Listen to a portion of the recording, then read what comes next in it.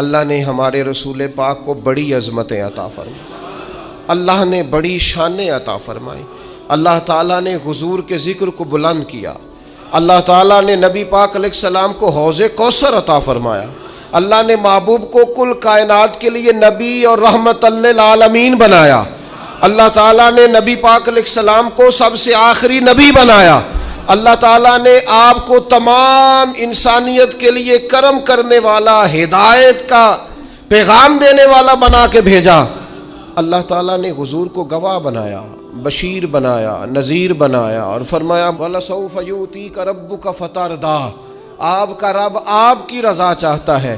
اللہ نے حضور کو قرآن دیا، اللہ نے محبوب کو صدیق اکبر دیے، عمر فاروق دیے، عثمان غنی دیے، مولا علی دیے، حسنین کریمین عطا فرمائے۔ یہ سارے اللہ تعالیٰ نے اپنے محبوب علیہ الصلاۃ والسلام کی خدمت کے لیے، غلامی کے لیے عطا کیے۔ اللہ تعالیٰ نے رسول پاک کے دین کو پچھلے تمام دینوں کا ناسخ بنایا۔ اب کسی دین پر عمل نہیں ہوگا، قیامت تک سکہ مدینے والے رسول کا چلے گا۔ اللہ تعالیٰ نے رسول پاک علیہ السلام کو حبیب بنایا، اللہ نے محبوب کو نبیوں کا امام بنایا، کائنات کا سردار بنایا۔ نبی اکرم صلی اللہ تعالیٰ علیہ وسلم کی عظمتیں، اللہ ہمیں فرقہ واریوں سے بچائے، لیکن ایک دکھ ہے نا، وہ بھی بیان کر لینے دو، خوگر حمد سے تھوڑا سا گلہ بھی سن لیں۔ او میرے عزیزو، جس طرح توحید قرآن پاک کا مستقل عنوان ہے، جس طرح عقیدہ آخرت قرآن مجید کا مستقل عنوان ہے، جس طرح اخلاقیات قرآن مجید کا مستقل عنوان ہے، جس طرح دین کی سربلندی کے لیے جد و جہد کرنا، جہاد کرنا قرآن کا مستقل عنوان ہے، جس طرح معاشرت، ماں باپ کے، بہن بھائیوں کے، بیوی بچوں کے، رشتہ داروں کے حقوق قرآن پاک کا مستقل عنوان ہے، اس طرح شان مصطفیٰ بھی قرآن مجید کا مستقل عنوان ہے۔ سارے عنوان بیان کرتے ہو، مانتے ہو، تذکرہ کرتے ہو، کیا وجہ آتی ہے جب عظمت رسالت مآب کی بات چھڑتی ہے تو بحث چھڑ دیتے ہو؟ کھائے تجھ کو تپے سکر، تیرے دل میں کس سے بخار ہے؟ کس سے تیرے دل میں بخار چڑھ گیا ہے کہ ہر شے تو مانتا ہے، اور عظمت رسالت مآب کی بات آتی ہے تو بحثیں کرتا ہے؟ عقیدہ وہی اچھا ہے جو جناب صدیق اکبر کا ہے۔ کسی نے آ کے کہا تھا، ابو بکر اگر کوئی کہے میں راتوں رات گیا ہوں اور راتوں رات آیا ہوں اور 18,000 سال کا گویا میں منظر دیکھ آیا ہوں، اور اتنی بات تو نص سے ہے نا، لیلا من المسجد الحرام الی المسجد الاقصی، رات کے تھوڑے سے حصے میں مسجد حرام سے مسجد اقصی، یہاں تک بھی کوئی جا نہیں سکتا، ممکن نہیں، کوئی کہے تو مانتے ہو؟ تو میں نہیں، تو کہا آپ کے محبوب نے کہا ہے، تو فرمانے لگے انہوں نے کہا ہے تو بالکل ٹھیک کہا ہے۔ کہا ابھی تو آپ نے کہا تھا کہ کوئی کہے تو میں نہیں مانتا، کہنے لگے چلا آیا ہو، کوئی ہے، تم نے تو کوئی کی بات کی تھا، باقیوں کا حکم اور ہے اور محبوب کی بات اور ہے، ان کے تذکرے اور ہیں، ان کا فرمانا اور ہے، ان کا کہہ دینا کچھ اور ہے۔ میں نے تو کہا تھا کوئی کہے تو نہیں مانتا، اور وہ جو کہے اور جس وقت کہے اور جس حال میں کہے اور جس رنگ میں کہے، سانو قید سجن دا گہنا ہے، او جنج رکھے اونج رہنا ہے، وہ جیسے کہے، جس وقت کہے، جس ٹائم کہے، بات ختم ہو گئی۔ میں رات پڑھ رہا تھا، ایک صاحب نے لکھا ہے نبی پاک نا خواب میں گئے تھے، یہ تو خیر بڑی دفعہ ہی میں نے بیان کیا ہے، اور ہر سال کوئی نہ کوئی نیا شوشہ چھوڑتا ہے۔ حضور کو معراج، میں تو انہوں آکھاں کہ راتی میں خواب دیکھیے کہ میں پاکستان دا صدر بن گیا، تو انہوں اعتراض ہے کوئی؟ تو سا کہنا جی خواب وچ پاویں ساری دنیا دے بن جو، سانوں کوئی اعتراض ہے؟ کہ آپ جاگتی آنکھوں سے یہ بات کہیں گے نا، اگر کہ میں صدر پاکستان ہوں، تو لوگ کہیں گے جناب آپ سیانے بیانے بندے کیا بات کر رہے ہیں، یہ آپ مطلب کس جگہ بیٹھ کے کیا بول رہے ہیں، سوئے تو جو کوئی مرضی کہہ دے۔ اگر حضور فرماتے نا میں خواب میں گیا ہوں، تو ابو جہل کو کوئی اعتراض تھا اس بات پر؟ ابو لہب کو، عتبہ اتیبہ شیبہ کو؟ وہ تو اس لیے پریشان ہوئے تھے کہ حضور نے فرمایا میں گیا ہوں اور میں آیا ہوں۔ ان کی تو پریشانی تب بنی تھی جب حضور نے فرمایا مجھے اللہ نے عروج دیا ہے، وہ تو الجھے ہی تب تھے۔ رسول پاک صلی اللہ تعالی علیہ وسلم کو اللہ نے سیر کرائی، یہ جو معجزہ ہوتا ہے نا، معجزہ، اللہ کی قدرت، معجزہ، کرامت، بس ایک تھوڑی دیر روک کے نا، تھوڑی خشک بات ہے پر آپ نے سمجھنی ضرور ہے۔ ایک لفظ قرآن مجید نے کہا آیت، آیت ہوتی ہے اللہ کی نشانی۔ جب کوئی کام اللہ کی قدرت سے ہوتا ہے تو اس کو آیت کہتے ہیں، اور وہی کام اگر نبی سے ظہور پذیر ہو تو معجزہ ہے۔ وہ ظہور پذیر اللہ کی قدرت سے ہی ہوا ہے، اللہ کے چاہنے سے ہوا ہے۔ وہ بغیر کسی ذریعے سے ہو تو قدرت الہی ہے، پیغمبر سے ہو تو وہ معجزہ ہے، ولی سے ہو تو وہ کرامت ہے ہر جگہ اللہ کی قدرت ہی۔ جو نبی کے ہاتھ پہ معجزہ صادر ہو رہا ہے وہ بھی تو اللہ کی عطا ہی ہے نا، جو ولی کے ہاتھ سے ہو رہا ہے وہ بھی۔ یہ کرامت کہتے ہیں جی ولی نے کر دیا، بھئی ہوا ولی کے ہاتھ سے ہے لیکن قدرت کس کی ہے؟ اللہ کی۔ وہ ہمارے سلطان الواعظین رحمت اللہ علیہ اس طرح سمجھایا کرتے تھے، فرماتے تھے ہے دودھ ہی، لیکن اگر اسے جاگ لگا کے نا لسی کے ساتھ جما لو تو دہی بن گیا، اور اگر رڑک لو نا تو لسی بن گئی، اور اگر اوپر سے تھوڑا سا اتار لو تو مکھن بن گیا، اور مکھن کو گرم کر لو تو اصل میں کیا ہے؟ دودھ۔ تو فرمانے لگے در اصل پیچھے کار فرما کیا ہے؟ دودھ۔ کہتے ہیں آپ کو بندہ کہتے ہیں نا جی میں دودھ کا تو اقرار کرتا ہوں، مکھن کو نہیں مانتا، میں دودھ کا تو اقرار کرتا ہوں، لسی کو نہیں، میں دودھ کا اقرار کرتا ہوں پر میں نا گھی کو نہیں مانتا، تو اس بیوقوف کو کہا جائے گا لسی کا انکار بھی دودھ کا انکار ہے، اسے کہا جائے گا مکھن کا انکار بھی دودھ کا ہی انکار ہے، اسے کہا جائے گا یہ جو تو انکار کر رہا ہے نا گھی کا، یہ بھی دراصل انکار۔ او خدا کے بندے، ولی ذاتی طور پر تو کوئی طاقت رکھتا ہی نہیں، ولی کی کرامت بھی اللہ کی قدرت، نبی کا معجزہ بھی اللہ کی قدرت۔ اب آپ واقعہ معراج کو دیکھیں، نبی پاک نے کب کہا میں گیا ہوں؟ پہلا دعویٰ تو رب کریم نے فرمایا سبحان الذی اسری بعبدہ، میں نے سیر کرائی ہے اپنے بندہ خاص کو۔ خبردار، حضور کے معجزہ معراج کا انکار نہ کرنا، یہ رب کی قدرت کا انکار ہو جائے گا۔ خبردار، اس بحث میں نہ الجھنا کہ وہ منامی تھی، وہ تو 34 بار ہوئی، وہ تو خواب میں حضور گئے تھے۔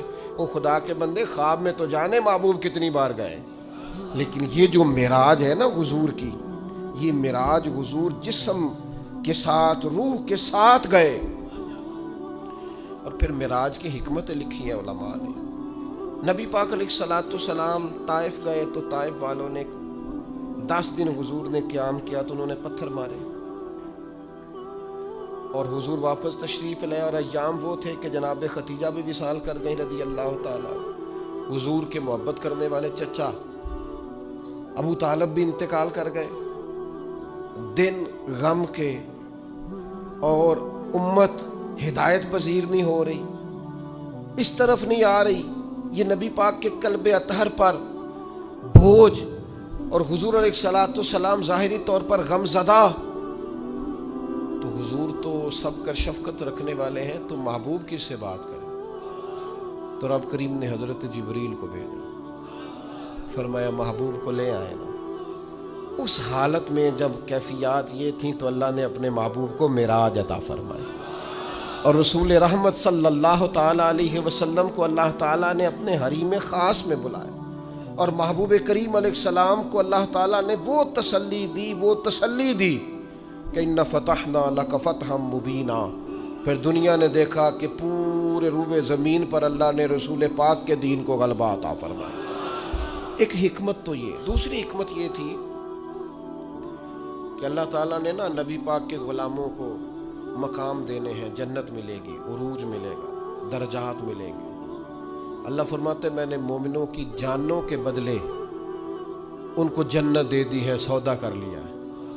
تو وہ جو محبوب پاک نے غلاموں کی جانیں وہاں دے کے اللہ تعالیٰ سے ان کے لیے جنت لی تھی نا، فرمایا لِنُرِيَهُ مِنْ آيَاتِنَا، محبوب ذرا میری نشانیاں دیکھ جائے نا۔ تو حضور پھر دیکھ کے آئے اور آ کے بتایا، فرمایا عمر میں نے تیرا گھر دیکھا ہے جنت میں، یہ اس عمر کا گھر دیکھا ہے جنہوں نے زندگی ساری زمین پہ سو کے گزاری، تو چونکہ آپ وہاں اس وقت ظاہری طور پر موجود نہیں تھے، اجازت طلب نہیں ہو سکتی تھی، لہذا دیکھ آئے۔ حضرت عمر رو پڑے، کہنے لگے مجھے میری ماں روئے میں آپ پر غیرت کرتا، آپ ہی کا تو صدقہ ہے۔ تو رسول پاک علیہ السلام کو اللہ نے وہ ساری چیزیں عطا کی، حضور رات کو کیوں گئے؟ پہلی بات تو یہ ہے کہ یہ جو رات ہوتی ہے نا، یہی بہترین وقت ہوتا ہے رب سے ملاقات کا۔ والذین یبیتون لربہم سجدا وقیاما، اللہ کے بندے راتیں سجدوں میں اور قیام میں گزارتے ہیں۔ آپ نے ناراض نہیں ہونا، ہم راتیں موبائل پہ گزارتے ہیں، ساری رات بیت گئی اور کوئی خاص چیز بھی نہیں، کوئی خاص کام بھی نہیں، کوئی دیکھنے والی چیز بھی نہیں، کوئی ایسا مطلب کوئی مسئلہ بھی نہیں، پتہ نہیں اول فول وقت یاوا گوئی، اور نہایت لغویات میں ٹائم، قیمتی وقت رات کا جو اللہ کی بارگاہ میں حاضری کا وقت تھا، جو اس کے حضور پیش ہونے کا وقت تھا، جو رحمت طلب کرنے کا وقت، سارا ضائع کر دیا۔ ہمارے استاد صاحب فرمایا کرتے تھے رات کو پڑھا کرو، سکون ہوتا ہے، بندہ اطمینان سے پڑھ سکتا ہے، مطالعہ ہوتا ہے۔ میرے بھائی رات کا وقت اللہ سے ملاقات کا، لیلا من المسجد الحرام الی المسجد الاقصی، رات کے وقت حضور تشریف لے گئے۔ بڑی خوبصورت بات لکھی حضرت شیخ ابو نور رحمۃ اللہ علیہ نے، وہ فرمانے لگے حضور کا ہر صحابی چاہتا تھا میں اپنے رب کو ملوں۔ وَإِذَا سَأَلَكَ عِبَادِي أَنِّي فَإِنِّي قَرِيبٌ، تڑپ کے آئے نا صحابہ، ایک دن عرض کی یا رسول اللہ رب کو دیکھنے کو جی چاہتا ہے، اس سے ملنے کو جی چاہتا ہے۔ تو اللہ کریم نے فرمایا وَإِذَا سَأَلَكَ عِبَادِي أَنِّي فَإِنِّي قَرِيبٌ، محبوب جب آپ کے پاس آ کے میرے بندے میرے بارے میں پوچھیں تو آپ ان سے فرما دیں میں ان کے قریب ہی ہوں، جب دعا مانگیں گے میں قبول کروں۔ تو حضور علیہ السلام اگر غلاموں سے فرماتے میں جا رہا ہوں تو رب کی ملاقات کا شوق تو ہر جگہ تڑپتا تھا۔ شاید باقی بھی عرض گزار ہوتے حضور ہم نے بھی جانا ہے، اور جہاں جبریل امین نہیں جا سکے وہاں کوئی کیسے جاتا؟ وہ کئی دفعہ انسان نے کہیں جانا ہوتا ہے نا، بلا مثال و بلا تشبیہ، صرف ذہن میں بات اتارنے کے لیے مثال دیتا ہوں، جانا ہوتا ہے نا تو بچے بھی ضد کرتے ہیں میں نے بھی جانا ہے۔ اب بچوں کے جانے کی جگہ نہیں ہے، وہاں لے جایا نہیں جا سکتا، تو والد کیا کرتا ہے؟ ان کے سونے کا انتظار کرتا ہے، وہ رات کو سو جائیں تو سوئے سوئے نکل جاتے ہیں۔ ہاں اتنا کام ضرور کرتا ہے کہ جب واپس آتا ہے تو ذرا تحفے لے کے آتا ہے، ذرا تحائف کے ساتھ آتا ہے تاکہ بچے راضی ہو جائیں۔ محبوب کریم جا رہے تھے، کریم اگر فرماتے میں جا رہا ہوں تو سب تڑپتے، سب خواہش کرتے، لیکن سب سو رہے تھے۔ محبوب تشریف لے گئے، لیکن جب واپس آئے تو نماز کا تحفہ بھی لائے، السلام علینا وعلی عباد اللہ الصالحین، اللہ کے بندوں پر سلام کو بھی لائے، اور ساتھ فرمایا میرے رب نے وعدہ بھی فرمایا ہے کہ مجھے اللہ تعالیٰ شفاعت کا حق بھی عطا فرمائے گا۔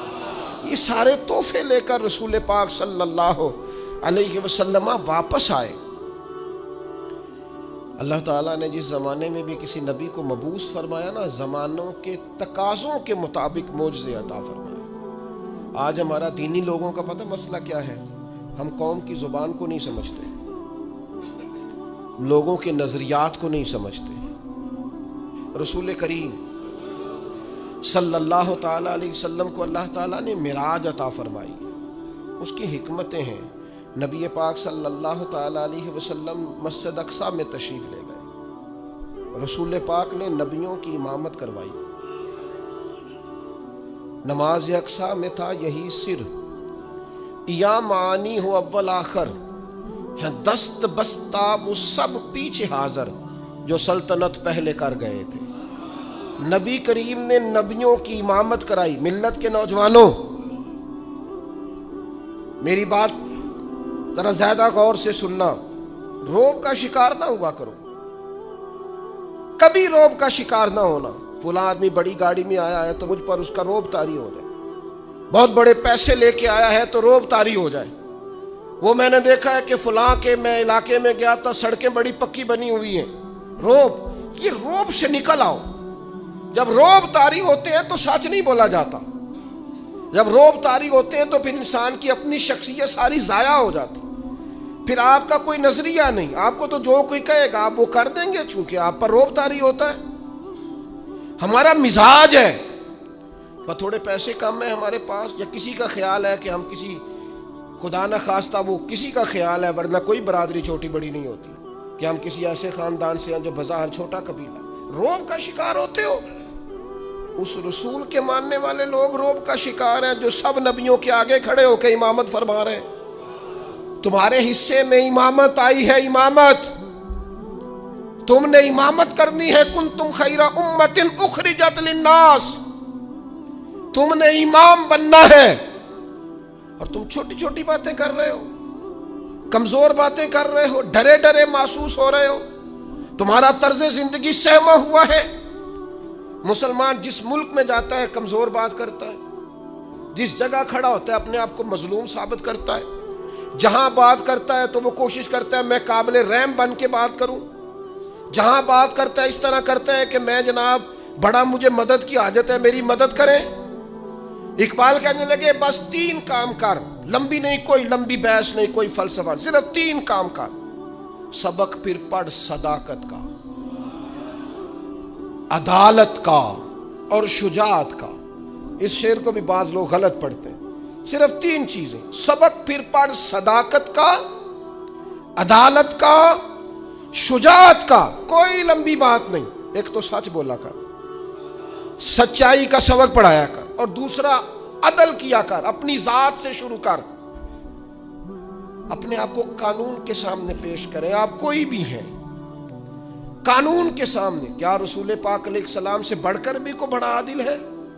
لیکن حضور نے تو اپنے ظاہری وصال سے قبر پر منبر پر بیٹھ کر فرمایا تھا میں اللہ کا بندہ ہوں، رب کی بارگاہ میں حاضر ہونے والا ہوں، کسی کو مجھ سے کوئی تکلیف پہنچی ہو تو بدلہ لے سکتا ہے۔